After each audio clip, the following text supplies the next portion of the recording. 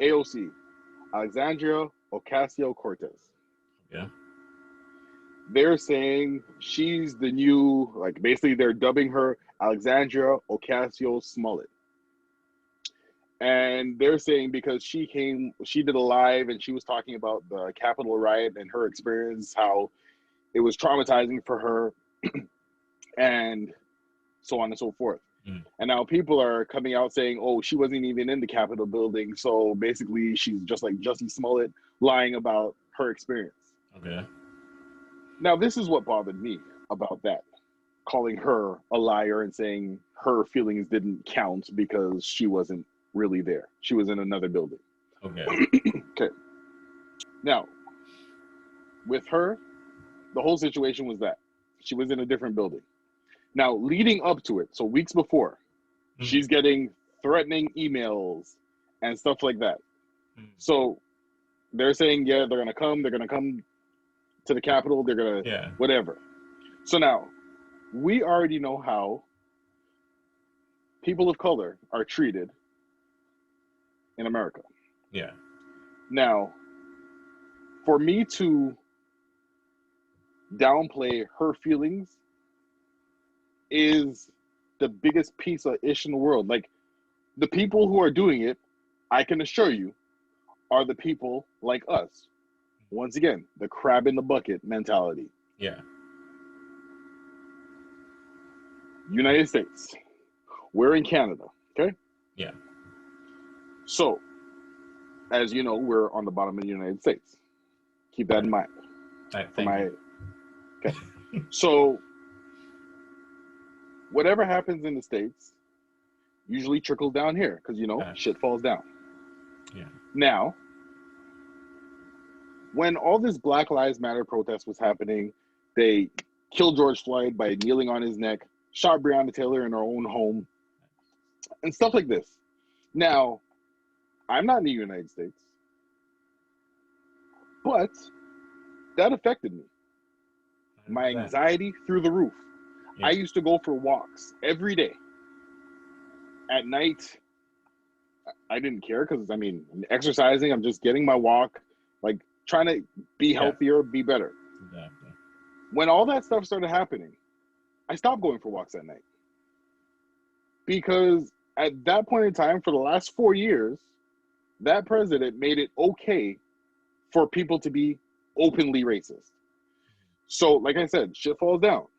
So it's happening in the U.S., yes, but people here will start to feel that same way as well, because it's like the United States is like the big brother, and we just follow suit. Yeah.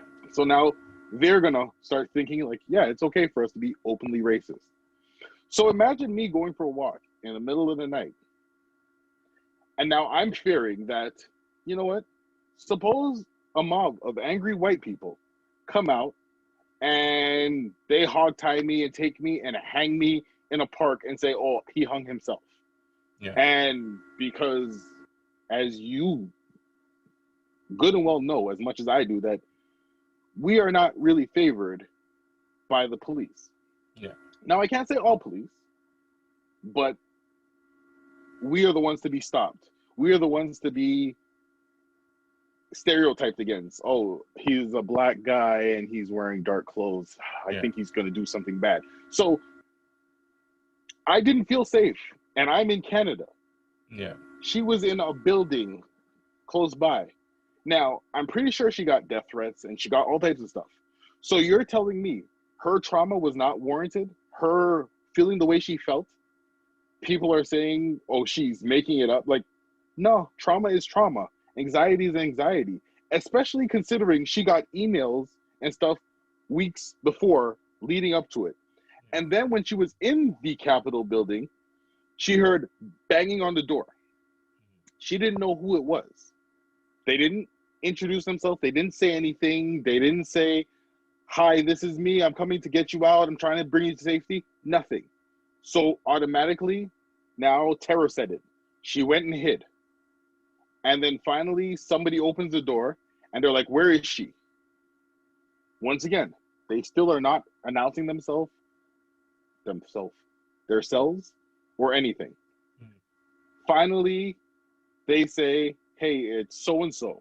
So she comes out, and who was banging on the door was a police officer for the Capitol building. Yeah. And he looked upset. Still did not say anything. So she doesn't know if he's friend or foe. Yeah. Because as we know, a As we've lot of seen from them, the footage.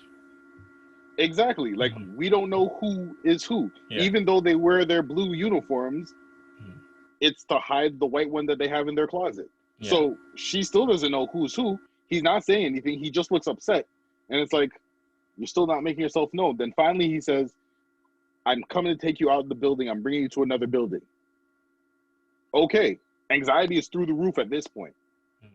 They bring her to the other building. She finally sees somebody she knows. They go inside the room. They barricade inside the room. Okay, cool.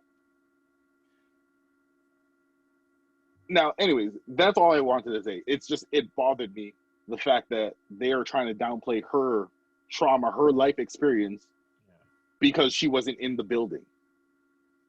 I wasn't in the building, and I still feel worried. So F yourselves. That's what I want to say.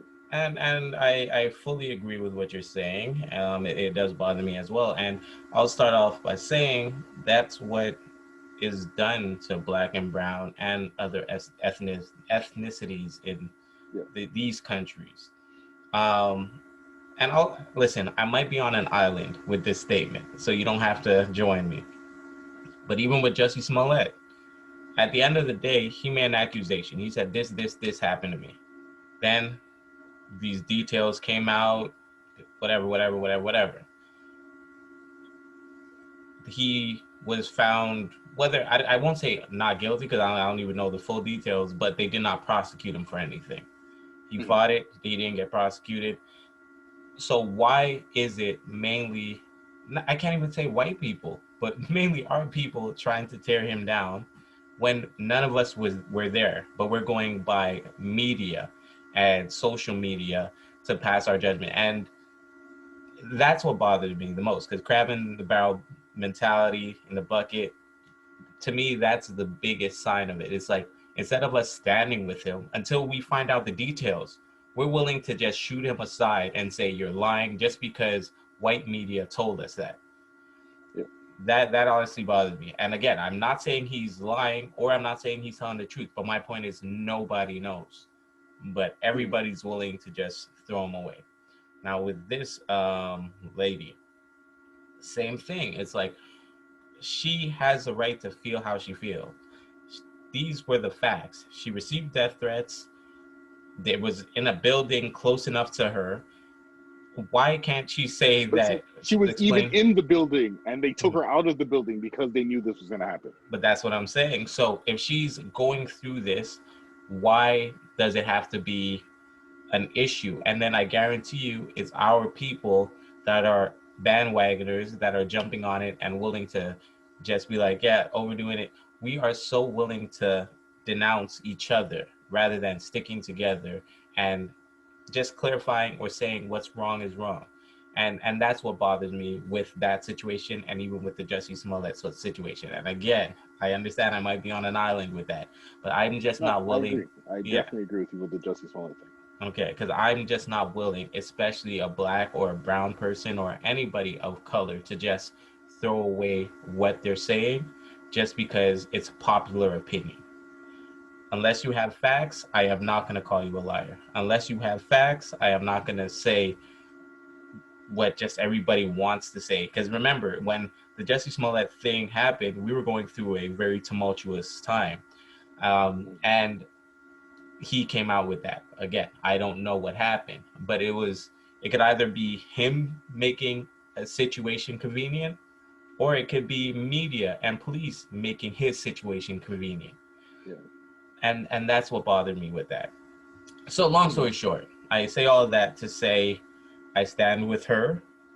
And I think that we as a people need to protect each other and not let anybody cast our opinions or tell us what's cool and what's popular and what makes sense, because they will tell us, as we've seen with history, what benefits them.